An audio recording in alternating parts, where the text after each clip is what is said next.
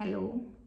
आज हम बात करेंगे कि बेबी डिलीवरी हो गई है तो बेबी की जो हमें केयर करनी है वो कैसे करनी है। सबसे पहले आता है पॉइंट रूमिंग इन का। हमें बेबी को मदर के पास रखना है, मदर के रूम में रखना है।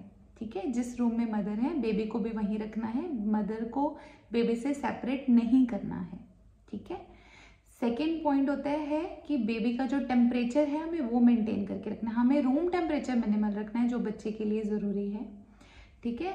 और बच्चा अगर वार्म नहीं रह रहा, ठंडा रह रहा है, उसको अप्रोप्रिएट क्लोथिंग करानी है टेम्परेचर के हिसाब से कि सर्दियाँ हैं तो सर्दियों के हिसाब से, गर्मियाँ हैं तो गर्मियों के हिसाब से।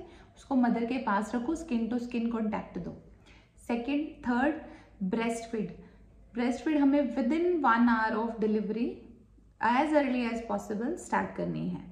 तो अगर मदर खुद नहीं कर पा रही हैं तो हमें जो हेल्पर है हमारे साथ बेबी की केयर के लिए, तो वो मदर की हेल्प करे ब्रेस्ट फीडिंग इनिशिएट करने में। हम बेबी को बिल्कुल नहला सकते हैं। ठीक है। अब जो बेबी को फर्स्ट बाथ देना है वो हमें थोड़ा सा ल्यूक वार्म वाटर हो, टैप वाटर हो, चाहे थोड़ा सा हल्का सा वार्म हो, उससे हमें प्लेन वाटर से बेबी को क्लीन करना है। कोई भी सोप वगैरह बिल्कुल भी यूज़ नहीं करना है। जो बेबी की कोर्ड है उसको ड्राई रखना है। गीला हो गया तो उसको ड्राई टैप करो और उसको बिल्कुल ड्राई रखो टॉवल से। बेबी की वैक्सीनेशन बहुत ज़रूरी है। जो एक डिलीवरी पे विटामिन के लगता है वो, और उसके बाद जो BCG, जो बच्चे की डिलीवरी के टाइम पे जो बच्चे की वैक्सीनेशन होती है routine, BCG injection, oral polio जो वैक्सीन होती है वो। Third is hepatitis B vaccine. तो आपने इंश्योर करना है कि विद इन 24 आवर बेबी को ये वैक्सीन लग जाएं। अब बेबी का मोस्टली हमारे पास आते हैं कि बेबी ने स्टूल नहीं पास किया, यूरिन पास नहीं किया, तो डरने की बात नहीं है।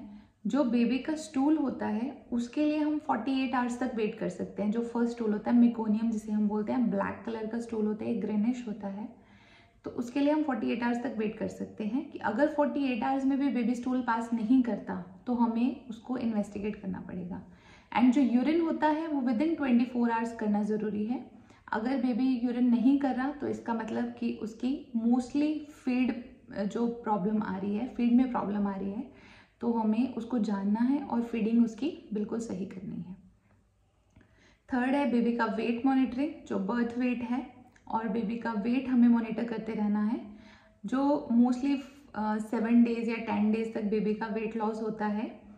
ठीक है, तो वो हमें रफली 10% जो उसका बॉडी जो बर्थ वेट है उतना ही होना चाहिए। अगर एक्सेस जो उसका वेट लॉस हो रहा है तो हमें उसको डॉक्टर को दिखाना है। अदर चीज़ें जो जैसे कि जॉन्डिस 3rd डे के बाद स्टार्ट होता है, अगर हमें हमारा बच्चा पीला लग रहा है तो उसको पीलिया हो सकता है, हमें डॉक्टर को दिखाना है। फीड कम ले रहा है, सुस्त हो गया है, तो उसके लिए भी हमें डॉक्टर को दिखाना है। या बच्चे में फीवर है तो डॉक्टर को दिखाना है। ठीक है। तो ये सब जो मेजर जो बच्चे की केयर है उसमें आते हैं पॉइंट्स।